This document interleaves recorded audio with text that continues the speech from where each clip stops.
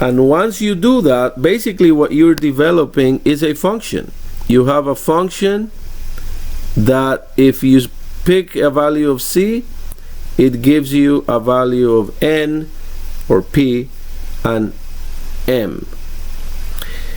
If you plot these values, I should probably write here p sub n to be consistent.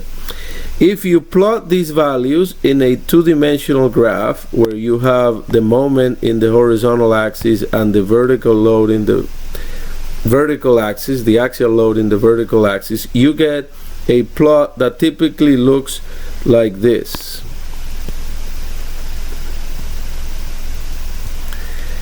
And this is what we call an interaction diagram, because it gives you all the points that define a failure surface, right? So this line here in yellow is basically a failure surface.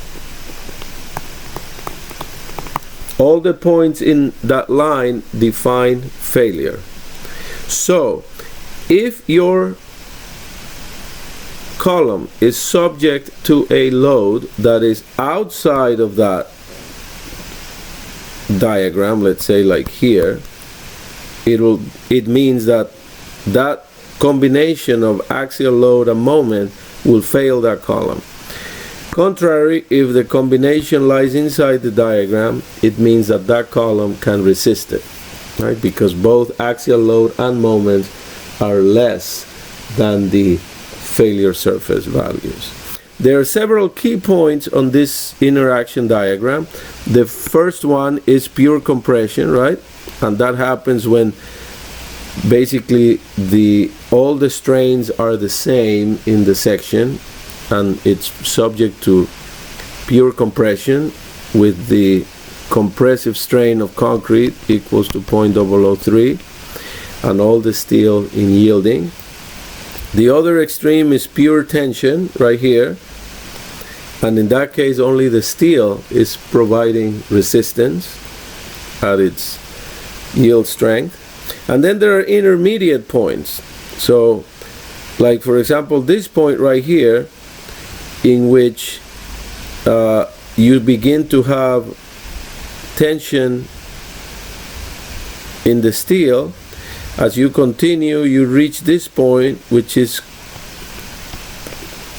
the balance condition, which means that the strain in the concrete and it's reaching its maximum of 0.003, as happens in all the points, but then the yield strain reaches in the steel, and so this is a point where you have yield in steel and crushing in the concrete.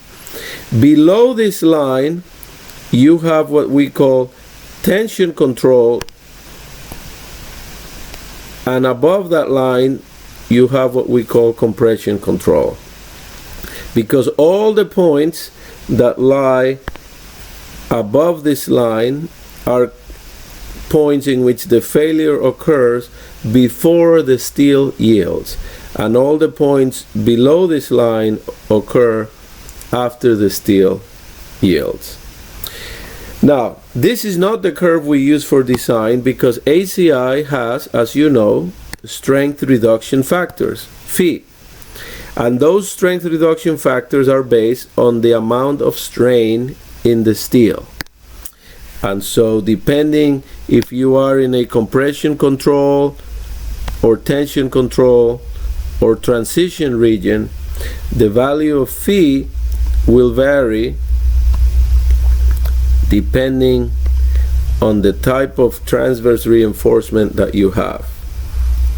Once you incorporate these values, you get a reduced interaction diagram, right? So this would be the unreduced diagram with the nominal values. Then once you've reduced that diagram using the corresponding phi factors, you get a sort of a shrunk version of the diagram, which includes all the strength reduction factors. As you can see, the strength reduction is significantly larger in compression control than in tension control.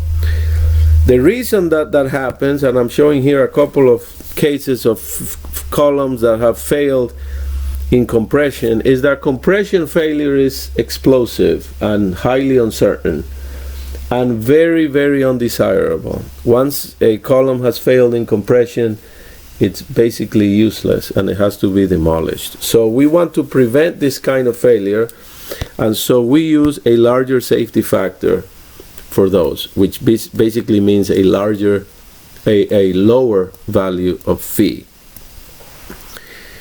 There is a nice example in your book that you're going to find in which they basically solve this case here step by step, and they obtain this interaction diagram as is shown here. I'm showing here points in blue that are safe and points in red that are fail or unacceptable, right? So, or don't meet the code, pretty much. So all these points in blue are load combinations of moment and axial that are inside of our reduced interaction diagram, and the values in red are combinations of moment and axial that lie outside of the safe interaction diagram. So at the end of your book, you will find design aids. These are predetermined interaction diagrams that you go in using the amount of total reinforcement. So let's say this is a column subject to a bending moment, like it's shown here, like this, right? And so you go in with the total amount of steel, you divide it by the total cross section, and it gives you a value of rho g. That rho g is these values here corresponding to each of the diagrams. Obviously, the more rho you have, the larger the diagram becomes because you have more capacity. And you also go in with a value gamma, which, as you can see here, is basically the distance between the reinforcement divided by the total depth of the section. And so that's governed by your cover.